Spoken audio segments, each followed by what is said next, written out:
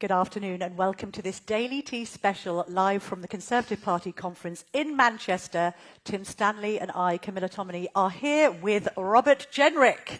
Can we have a round of applause in the hall, please? Thank you. So just to establish the rules of engagement for today, Tim and I are going to be quizzing and questioning Robert Jenrick for about 25 to 30 minutes. Then we're going to open it to questions from you. Please get a good question ready. Do bear in mind that we are live streaming this on the Telegraph website and the Telegraph YouTube. So if you do not want to be on camera, best not ask a question. Let's get straight into this. We've just been in your speech. Tim and I were having a little conflab about it, and we thought it was the speech of a leader. At the end of the day, we're grasping the nettle first and foremost. Do you still harbour leadership ambitions when it comes to this party? No, we have a leader, Camilla, and I'm here to support her. I thought she did a fantastic speech on Sunday on the ECHR, didn't you? I thought it was great, and I'm very pleased to see the party come to the right conclusion on that. We're all here to support her. I wouldn't be serving in the shadow cabinet if I didn't think that Kemi was the right person to lead our party, and I wanted to succeed. But do you agree that the tone of it was quite leaderish? It was about justice. I am the Shadow Justice Secretary. Okay. You talked in the speech about four blondes, one of whom was Michael Heseltine, which surprised everyone, Tarzan. He's speaking later, so I can't wait to hear what he thinks about that. Oh, dear. No one told me that. And you quoted him... At which conference? You quoted him... you quoted him He's being... not defected to reform, has he? No. We'll get on to that in a minute. But you quoted him being in bed at night and talking to his wife and asking her, how do I fight the Labour Party? But you said as an aside that you obviously don't say that to your wife. You think about it, but you don't say it. So what we really want to know is, what do you talk to your wife about in bed? Yeah. For those watching at home, Mrs. Jenrick is gesticulating for us to end this conversation. Oh yeah, well, yes, I've had a few faux pas in bed. You might political faux pas. Right. You might remember when I was trying to run the London Marathon, and I thought, I'll send a WhatsApp to a few people, try and get some sponsorship, and I hadn't quite worked out the difference between broadcast and creating a WhatsApp group.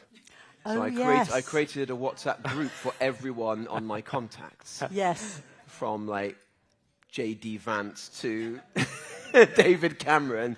And a lot of journalists who we enjoyed that for the brief moment that you gave us J.D. Vance's personal mobile number.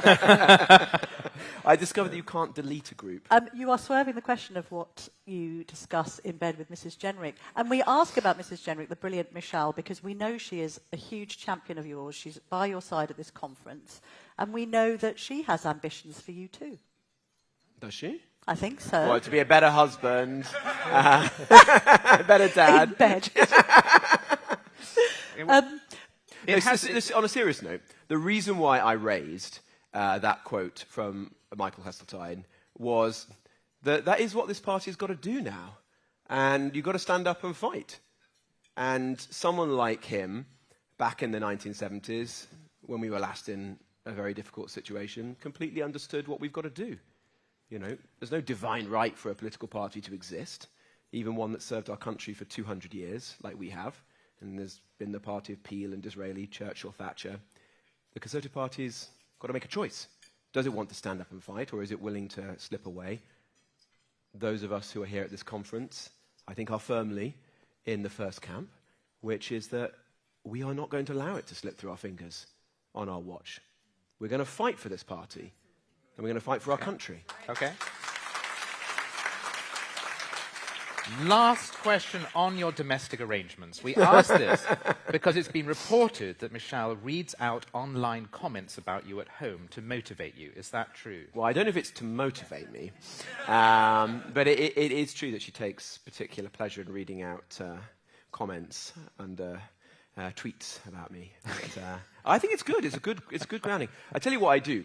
I always read the comments under any article I write for the Telegraph. And I think it's incredibly helpful to understand what your readers are actually thinking. And some of them, a bit florid in their language. Well, some of them are supporting reform. Well, some do. And we've got to get those people back.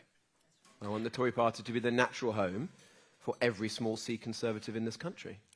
Do you read polling?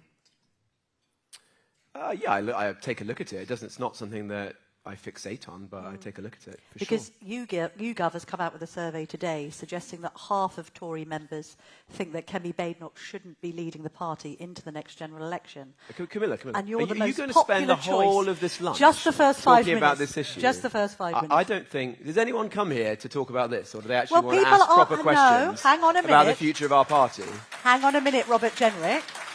Everybody in this room... Camilla, I hate to say it because this is your show, Yes, it is. but I think you're losing your audience. No, here. not at all. Not at all.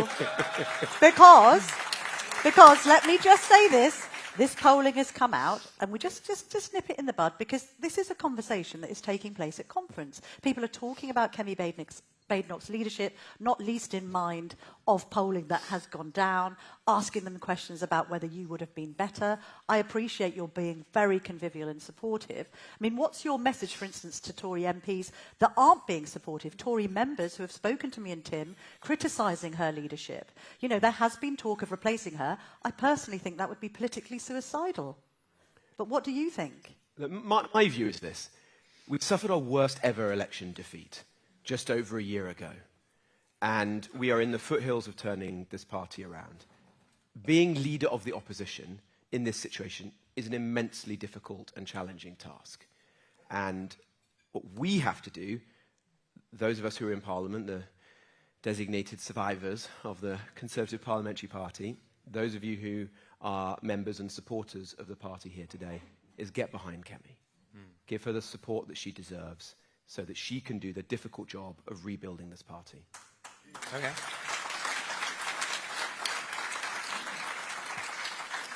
So what would you say to those 16 Conservative councillors who this morning Reform announced had joined Nigel Farage? How many Conservative councillors are there? You tell us. Thousands? Thousands. Does anyone know how many thousands of councillors? 16. Yes. I mean, I don't welcome anyone defecting from the party. Of course I don't, but let's put this in perspective. You know, they've made their choice, that's fine, they're completely at liberty to do so.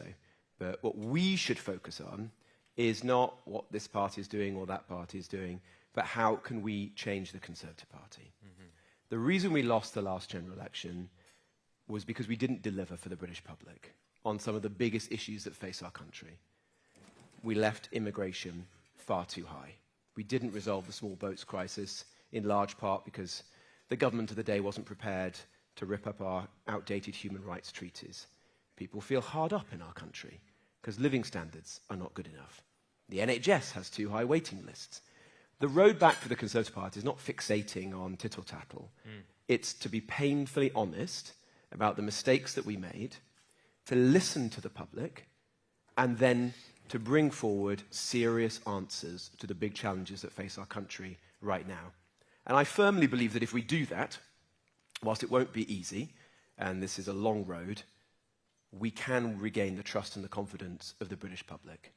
That is what we should all be focused on right now, not who's up, who's down, who's in, who's out. Frankly, I don't care about that, and neither do most people. No, but politicians do have to care about winning elections. I mean, come on. You've got Sure, to, but you've we got to face the reality that reform is way ahead. We win elections by focusing on the everyday concerns of the public. I represent a small town in North Nottinghamshire. Do you think people are interested in a council who's defected somewhere in the country? Do you think even, frankly, they're interested in the latest tittle-tattle about who is up, who's down in the shadow cabinet? They feel that life is tough right now. They think the economy is bouncing along the bottom. They've got scant regard for Rachel Reeves and Keir Starmer's ability to turn things around. They're worried because their mum can't get the appointment yet on the NHS. And yes, they are sick of the small boats crisis, and they want someone to get a grip because it's become emblematic of the British state failing. The Conservative Party has to be honest about those issues, has to come forward with real, serious answers to them. And I think if we do that, there's every chance that we can persuade people to come back to us in the future. Well, people are worried about all those things, but right now they seem to think Nigel Farage rather than the Tories are the solution to those problems. I noticed in your speech that you didn't use the word reform once, which marks you out because all the other conferences have been either aping reform or trying to repudiate it. Is your strategy to just be better than it? Or at some point are you going to have to directly say to reform members, it's not just a case of we're better, it's also that there's something about reform that is dangerous, you shouldn't go down that path? Or are you too reluctant to be so critical of I those talk about sorts of reform, conservatives? but I don't obsess about it. My view has always been that reform is a symptom, not a cause.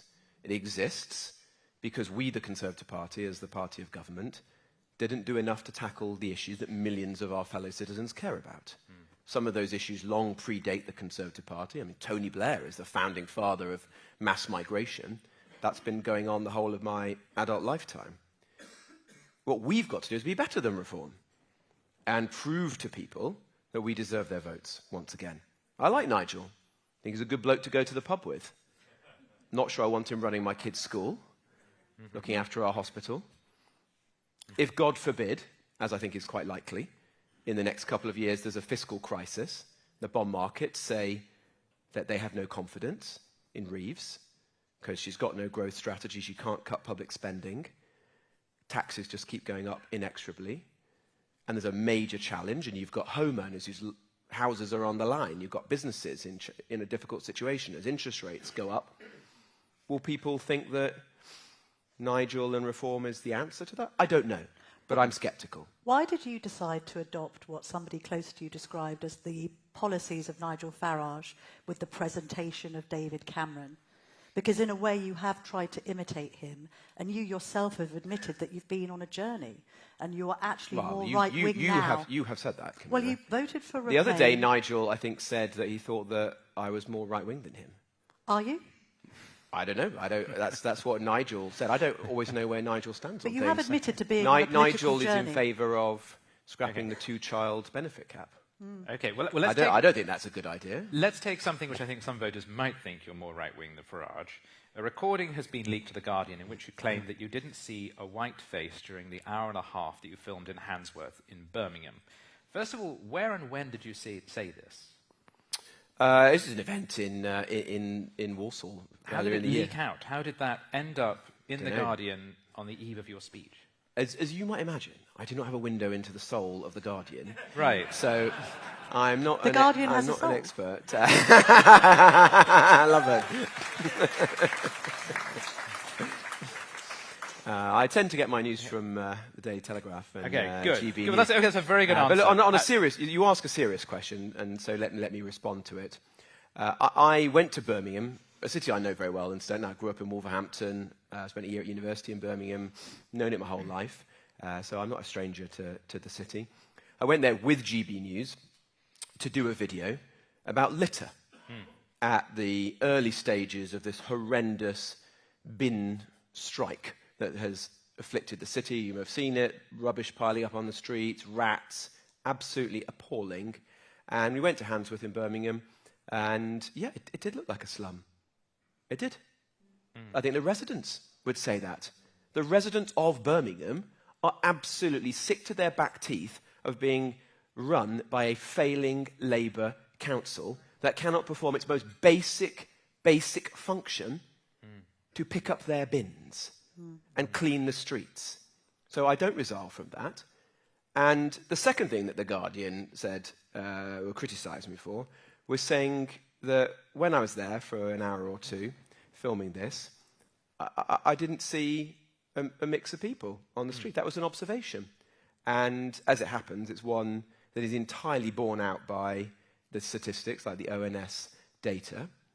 Yes. My view is this. So it troubles you to see an area which is ethnically monocultural. I want to live in a well-integrated country. I do not want... As I said in that recording, in the next breath, it's not about the colour of your skin or the faith that you abide by. It's that I want people to be living side by side in harmonious, well-integrated communities with a genuine sense of local and national togetherness. And what saddens me about both The Guardian's article and the reporting that's happened subsequently on Sky News and the press release that was put out by the Labour Party, is it's yet another attempt to shut down a very important debate that we have to have as a country. In the last 20 years, there have been at least 6 very significant reports into the failure of integration in our country, including by people who I respect greatly, like Baroness Casey, for example, who I worked with when I was Community Secretary. And governments have largely failed to implement their recommendations, and this issue has got worse, so that there are more pockets of our towns and cities today where people are leading these sort of segregated lives, places that are beginning to resemble ghettos. And one of the reasons why governments have failed to act is whenever anyone has the courage to talk about this, journalists and commentators pop up and try and shoot them down. Yes. I am not prepared to do that. Yeah. I am not backing down. Well, good We for you. should not back down. Good for you. Because but, we're speaking for millions of people in our country. And equally, I mean, I suspect that, for instance, the Sky News journalist who you argued with would say that he's not shutting you down. On the contrary, he's inviting you to explain your opinion and then interrogate it. Now, if you were to visit... No, because it doesn't work like that. With all due respect, it doesn't work like that. If you were to visit the reason Tunbridge they're doing Wells, this is because they want to label people as racist. If you go to Tunbridge Wells, everyone is white. Well, no one...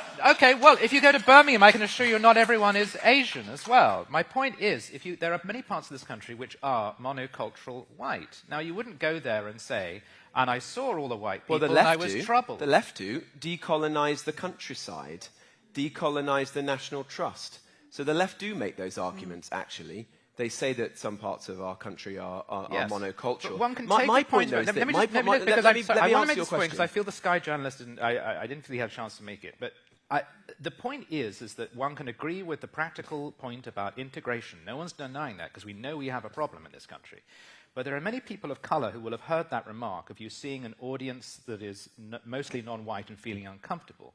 And they will feel, what is it about me and the colour of my skin that means when you see a lot of people like me, no, that's not what I said. Feel that's not what I said. This is not properly integrated? Don't misquote me.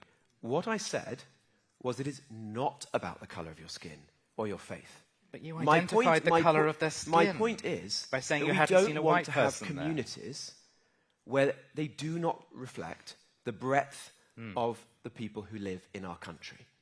And that is just, I think, self-evidently true. That is unfortunately, what we're seeing in some parts of our country today. What can be done about that? If I may just finish the point, Camilla. Not only, I think, is that bad, because we want to live in a country where there's a strong sense of togetherness, but at the extreme, it leads us down a very dangerous path. Let me give you the obvious example. Last week, here in this city of Manchester, a man who has lived in this country, or had lived in this country, for 30 years, went to a synagogue and killed British Jews. That man had lived in this country for 30 years. That is shameful. Clearly there has been a failure of integration, that a man would do that. That I think his dad celebrated Hamas and October the 7th. Something is going badly wrong. And so we mustn't be afraid to talk about this. No. Out of misplaced fear of being labelled racist. I do want to say there are generations of Asian people who've lived in this country who are law-abiding, fully integrated, share our values. That's my point. Good. Look, I grew up in Wolverhampton. Because I don't feel it's being said often I enough grew up in in Wolverhampton in the 80s and 90s. It was one of the most diverse cities in the country. But by and large, people lived side by side. There were differences, in different parts of the town as it was then, the city today. But they were not segregated communities. Even in, the most affluent suburbs, they weren't like suburbs that were clearly one thing or the other. I went to a grammar school in Wolverhampton, where there was a whole range of people from different backgrounds. I grew up probably more than most people knowing about different faiths. That is the kind of country I want to live in. I do not want people living in ghettoized communities. And that's very dangerous, and it has to be stopped. What's the solution to that? If, as you say, there are pockets of, for instance, Birmingham, where people are living in silos, perhaps they're not speaking English predominantly, what should be done? Over in Denmark, there have been attempts to break up such communities. Is that actually feasible, practical, or legal? Well, I'm interested in the sort of ideas that have been developed in other countries. It's something that we as a party should be thinking about. I know that Kemi and Kevin Hollenrate, when he was the Community Secretary, now James Cleverly, are engaged in this debate. There are always basics that absolutely no one should come to our country who is not fully fluent in English. No one. That has to be an absolute precondition. Secondly, the most abhorrent practices, cousin marriage, Sharia courts, we've got to tackle all of those things.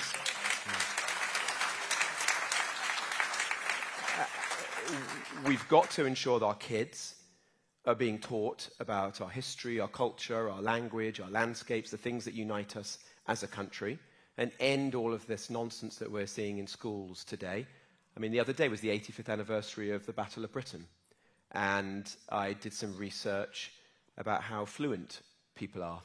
And the vast majority of under 40s had never heard of what the Battle of Britain was in our country. Something's gone badly wrong in our school system if that's the case. So there are lots of good things that we can and should be doing. Do I think it's easy? No, absolutely not. But I think it's one of the challenges that our generation has to step up and take on. Mm-hmm. Because I fear for our country if we were sat here in 10 or 20 years' time and the pockets of our towns and communities become ubiquitous. That cannot be allowed to happen. And our politics, as a result of this, is also heading in a dangerous direction. Because the Member of Parliament for the place that you spoke about, Handsworth in Birmingham, is now an independent Gaza sectarian Member of Parliament. Is it conceivable that after the next election, whatever it is, Jeremy Corbyn's Zara Sultana, you there, our party, whatever it's called, ends up winning more Members of Parliament? Might some of these essentially be Islamist sectarian Members of Parliament? Yes, absolutely. And I do not want to see that. I really don't. We want to move on. Thank you. We want to move on to why you're carrying a wig around. Yes, we've got to talk about the wig. Where is the box? It's somewhere in the room, I think. Well, I hope we haven't lost that. Where did you get the wig from? Is it yours? Where does it come from? It's not mine. It's a friend of mine. It's actually a very historic one. I didn't realise this, but it was a man in the early 20th century who won the DSO, a war veteran, who then went on to be a barrister and a judge. Okay. So exactly the sort of Great Britain who we should be respecting and revering. And the reason I brought it along to conference was to illustrate the point, which is that the historic reason why judges wear wigs, or at least have continued to wear them in most settings in recent years, is because when you become a judge, you shed your own personal views, your persona, and you take on the role as an independent adjudicator and mediator. And that's obviously what the vast majority of judges do. Vast majority. That's why we have amongst the most respected and revered judiciary anywhere in the world. But I'm afraid a small number of judges are straying into the political sphere. And I think that's bringing our world-class judiciary into great disrepute. And there have been stories, particularly in the Daily Telegraph, in recent months, some great journalists like Charles Hymas, the Home Affairs journalist, who have been coming up with these absolutely mind-bogglingly insane judgments in the immigration tribunals. You know, people who can't get sent back to Nigeria because of their mental health, or because somewhere has a different attitude on beards, or their kid doesn't like chicken nuggets in Albania. And we laugh, but actually the joke is on us. It's on you. It's on the British people. And what we began to think is, are these judges bad judges, misapplying the European Convention on Human Rights? Yes, in some cases. Even the Attorney General, Lord Hermer, has said that there are numerous cases where the courts, particularly these lower-tier immigration tribunals, are just making bad calls. But also, is something else going on? And that some of these individuals are essentially activists. And we began to look into them. And unfortunately, because I don't welcome this, we found some really, really bad things. We looked at those judges who sit in the immigration tribunals, which I think is about 100, 150 individuals. And so far, just on the basis of a couple of weeks' work, and it's very hard to do this incidentally because there's no list of who these people are, we found at least 30 who I do not think should be judges at all.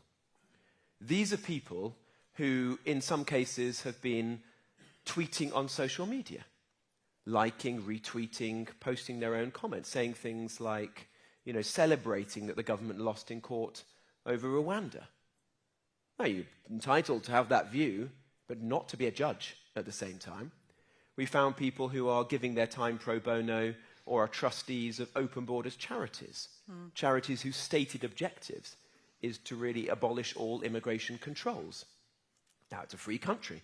You're entitled to do that, but not if you want to be a judge. Mm-hmm. If you want to do that, go into politics, stand for parliament. If you want to be a judge, be a judge. That is what I'm saying. So this is not an assault on the judiciary. It is defending the judiciary. No, Camilla, it is defending the judiciary because I care about it. I want each and every person in this country to have faith in the independence of the judiciary. And we defend the judiciary by weeding out these bad apples who have no place in our legal system.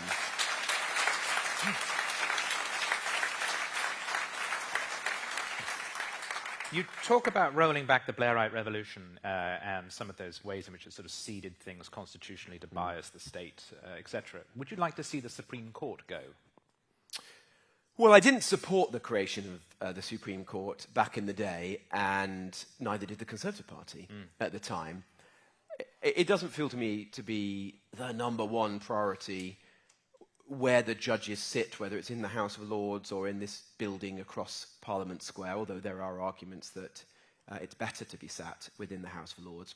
The priority to me is to ensure that we weed out activist judges.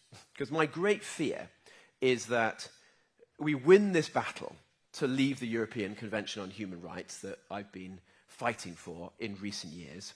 Say we do that, and we get rid of those activist judges in Strasbourg, and then we find that we've got activist judges in our own country instead. It would be a Pyrrhic victory. We can't allow that to happen.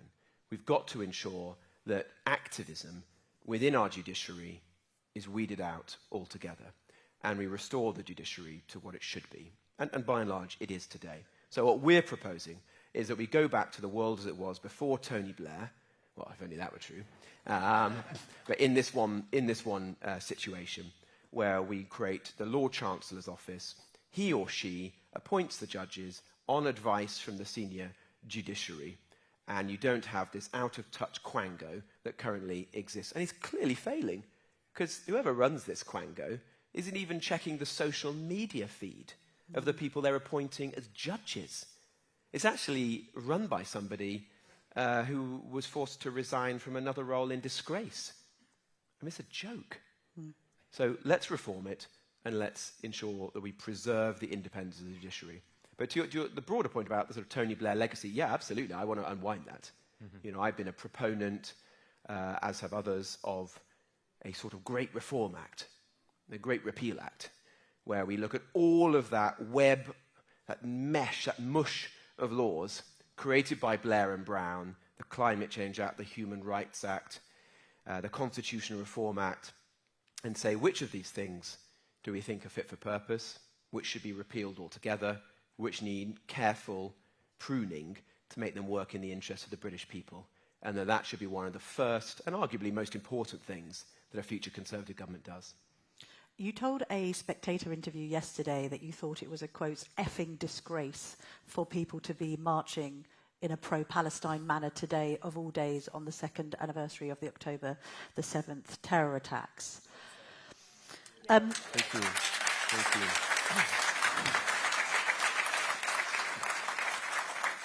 Gideon Falter, who I know you know is the chief executive of the Campaign Against Anti-Semitism, appeared on the Daily Tea last week. And he said that he thought the Prime Minister had blood on his hands in relation to the Heaton Park synagogue attack for recognising Palestine. He also said, and I quote, "Britain has lost her soul if she cannot protect Jews." What's your response to those statements?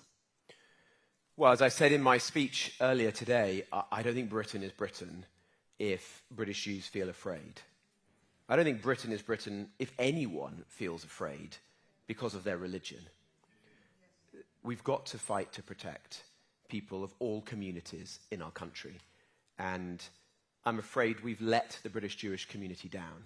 Has the Prime Minister let the Jewish community down? Because, to be fair to Keir Starmer, he did try to disenfranchise Corbyn successfully from the party and restore its reputation for being supportive of Jews on the left. But do you not think he's gone far enough? The quote was blood on his hands. No, I don't think Keir Starmer is responsible for what happened at the Heaton Park synagogue. That's not right. There's one man who's responsible for that, and that was the vile monster who committed that crime. And maybe there are other people who aided and abetted him. I don't know. I've seen there's been other arrests, but those are the people who we should hold responsible for that. Mm-hmm. Should we do more to protect the British Jewish community? Yes. It's not just about fine words. People are sick of that. They want to see action now. It's not just about throwing money at more stab-proof vests and training for mums and dads and decent people to protect their local congregation as they enter a synagogue, though obviously we need to continue to do that. It's the things we talked about earlier. Zero tolerance on extremism of any kind in this country. Well, let's ask a question related to that, just very briefly, because we want to go to questions in the room. Gary Neville, the footballer, has said that the Union flag should be taken down. It's being turned on each other, and the division that's being created is absolutely disgusting, mainly by angry, middle-aged white men. He thinks that the Union Jack is being used in a negative fashion. He sounds a bit like an angry, middle-aged white man. So no, I'm not going to get into a spat with him. I put up some flags in Newark, the town that I represent, and I can tell you that I've never had such a good reaction. Every car, every van, every lorry that went past, honking their horns, didn't know it was me. People even took to the local Spotted Newark Facebook page saying, good on those lads, someone should give them a medal. They didn't know, admittedly, it was their local Tory politician. But they were happy. So, I would say, it's not for me to tell you what to do, but put up flags. Be proud. Love our country. No. Go for the question. Yeah. All right, so our stipulations for questions are state your name and where you come from. Make it brief. We don't need political statements, just questions, please. And obviously don't ask a question that somebody's just asked. Raise your hands aloft. This chap here got his hand up first with the moustache, row 5. Sir. The farmer.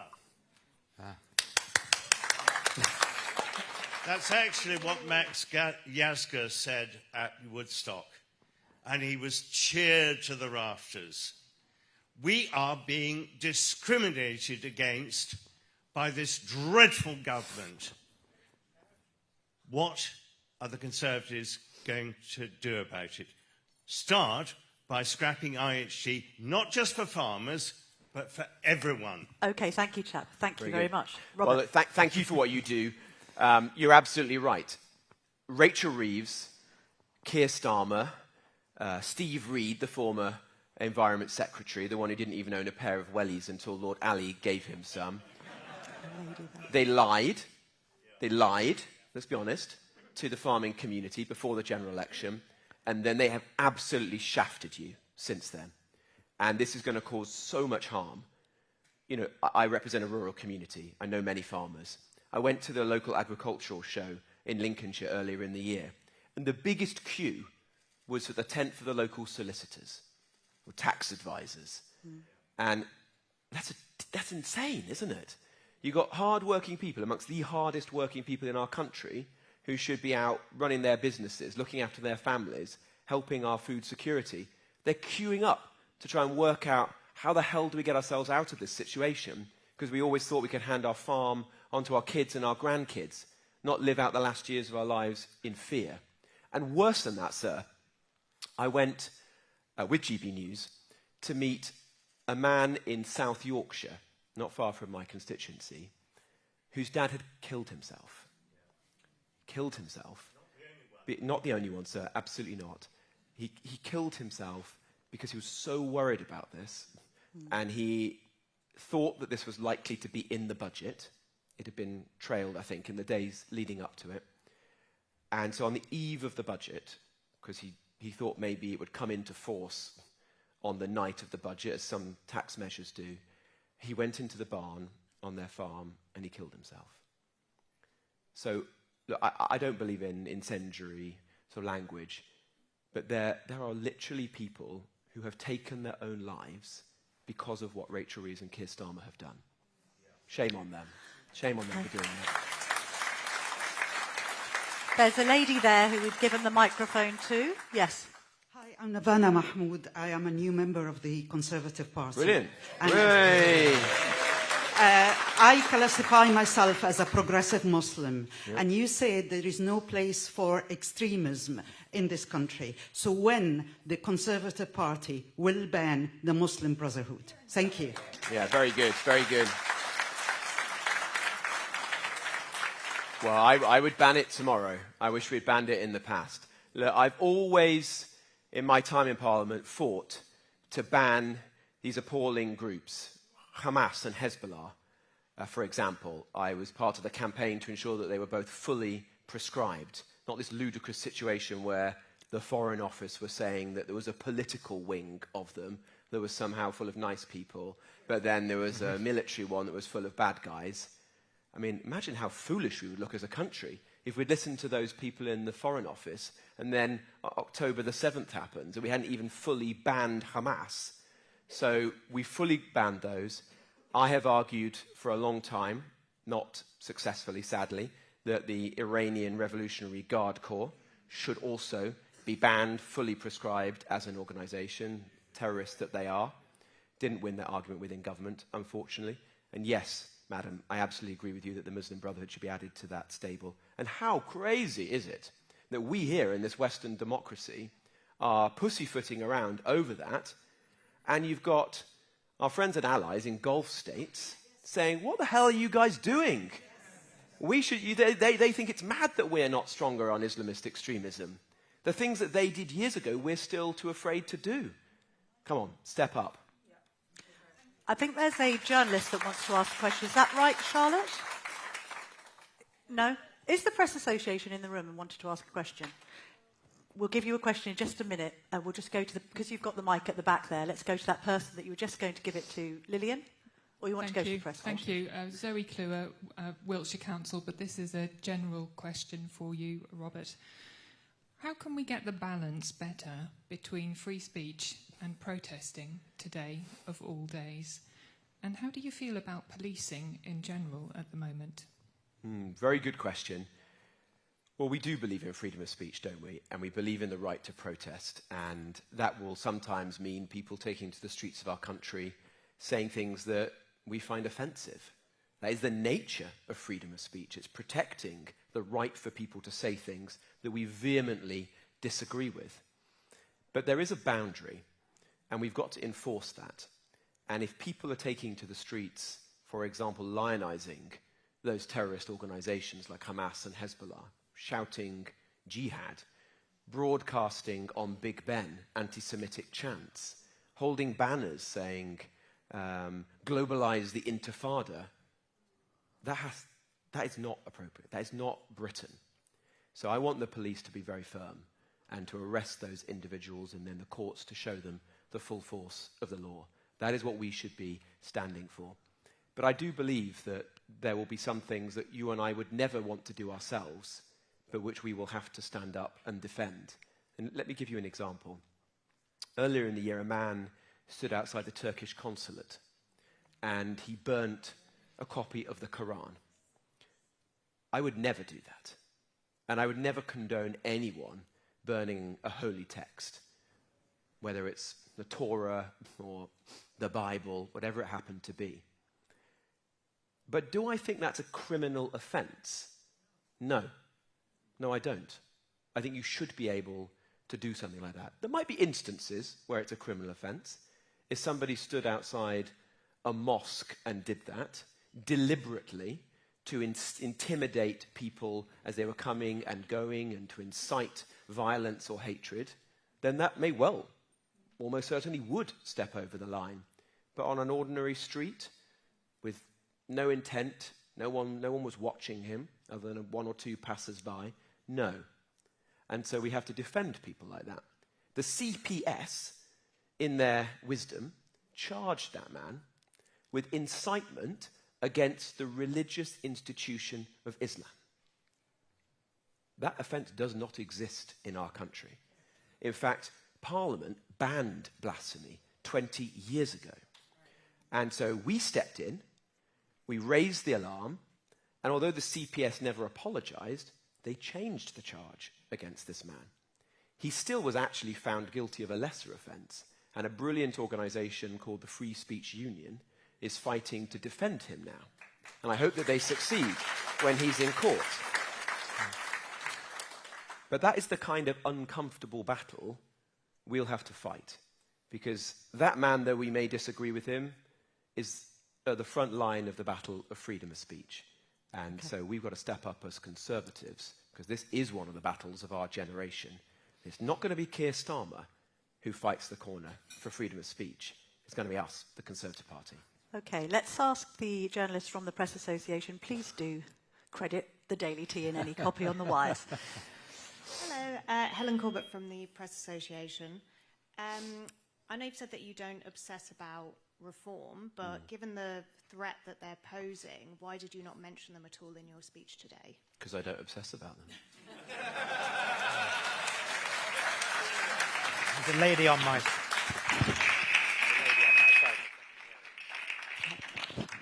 Madam, as you're nearby to the glasses there, second row, thank you very much. To this lady here with the glasses on, next to Romilly, thank you. Hiya, Elisa Addy from The Guardian. Robert, you... Nice to see you. Nice to see you, hello. Hi, everyone. We don't have press screwing record? of journalists in this room, thank you very much. You say it's not about race, I'm talking about your Handsworth comments, but isn't the argument itself implying a white normative standard of what normal public life should look like? And No. On what empirical basis do you believe that the visibility of white people over a 90-minute interval is a valid metric of a community's level of integration? Have you looked up the statistics that the ONS publish about that community? I'm asking you the question, Robert. It doesn't sound like you have. Go and look at what the ONS say about that community. Look, I was very clear, and I'll say it again for your benefit. I was very clear in the remarks that I gave at that meeting that this is not about the colour of your skin or the faith that you abide by. It's that wherever possible, I want communities to be well integrated, and for people of all faiths and skin colours to be living side by side in harmonious, well-integrated communities. That does not happen in all parts of our country. And maybe you disagree. It's a free country. But I do not want my children to grow up in a country where people of one skin colour live in one part of town, people of another skin colour live in another part of town. The Muslims, the Jews, the Christians have got their bits of town. Come on, we're better than that. This is Britain. Okay. Let's build a better Britain. Let's have a couple more non-journalist questions. The chap there with the glasses, he's unfortunately right on the end. I think Charlotte's running to you now. Just stand up for her so she knows where you are. Thank you, chap. There we are. Max from London. If you had to choose, who would be your favourite member of the cabinet? Ooh. Oh, that's Thank you, Max. hard. That's not an easy one, is it? Because we've basically got a group of student politicians running this country today. I quite like the new Home Secretary, Shabana Mahmood. I used to shadow her when she was the Justice Secretary. I did such a good job that she got promoted. But I think she's being set up to fail. I really do. And I don't say that with any pleasure because we're all patriots in this room, aren't we? We want her to succeed. We want her to stop the boats and protect our borders. But in that reshuffle, two things happened. One, Keir Starmer brought in somebody ostensibly who was tough to be Home Secretary. But he kept Lord Hermer as the Attorney General. So he tied her hands behind her back. We are never going to stop the small boats crisis unless we leave the European Convention on Human Rights, scrap these outdated human rights laws and ensure that our own parliament is sovereign. So there'll be big rhetoric, poor delivery. You know, look, on one level, good, Labour will fail. For our country, I'm very sad by that, because 3 or 4 years of mass migration of undocumented men, mostly, coming into our country on small boats is very, very damaging. That's a really bad thing for our country. Okay, we've But got I wish Silvana Mahmood all the luck in the world in trying to resolve that. one more question I think we've got time for from this chap at the front. Thank you, Paul Mason, Broxbourne. Rob... You've got a great member of Parliament in Broxbourne, by the way. Fantastic, and he loves you. Seriously, do you think the party's shown enough contrition over our term in office? Look, I don't believe in self-flagellation for too long. For too long? I think you have to... the Conservative Party has to be very, very honest with the public about the mistakes that we've made as the essential precondition for persuading people to give us a hearing. There's no point announcing this policy or that policy, what might we do if we got back into government, if no one trusts us. You can say what you like. So it's very, very important that people, the people we care about, think they get it. And an essential part of that is making a sincere apology. But when I make mistakes and I go home and apologize to my wife, it doesn't get me very far. I have to show that I am a changed man. And I will never do that again. And I mean that in all seriousness, because what we've got to do is show, not tell. The speeches you make, the tweets you tweet, will only get you so far. The public are not fools. We've got to take every opportunity to demonstrate that we will never do those mistakes again. And that to me means be very clear. The party of mass migration is over. Never again will the Conservative Party turn a blind eye or be too fearful of our reputation or our respectability, what job we might get on the international circuit after we've left office, rather than taking tough decisions. And if we can do that, essentially return the Conservative Party to what it's always been at its best, which is the trade union of the British people, the party that is most in tune with the sentiment of the British public. If we can do that, we can turn this thing around. When we've suffered our worst defeats and reverses, it was because we lost touch with the British public.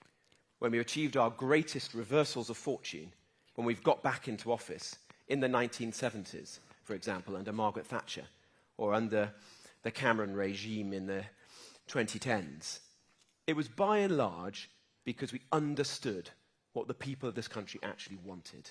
And we worked in lockstep with the sentiment and the views of the public. That's what we've got to do. If we do that, I'm an optimist. This party has bounced back in the past. We can do so again in the future. But thank you. Mr. Rob, we have one final question that's come in by email from Mr. K. Starmer of Surrey, who says, what is your weight loss secret? Well, I said earlier that I've basically become a kind of the drug mule to the Conservative Party now. I think he's operating the sort of Ozempic government right now, where he's sort of jabbing in all these little sort of pricks. And he's not just slowing growth, but he's actually stuck it dramatically into decline right now. Look, on a serious note, yeah, did a bit of that. It was fine, but I've got out playing tennis with my kids, boxing, go running almost every day, go to the gym a bit. It's good. And a touch of self-flagellation helps too. Rob Jenrick, thank you very much for joining us on the Daily Tea. Thank you. And we will, of course, be back tomorrow at 5 p.m. with our analysis of Kemi Badenoch's speech. Thank you, everyone in the room, for joining us and on the live stream at home. Well done. Super.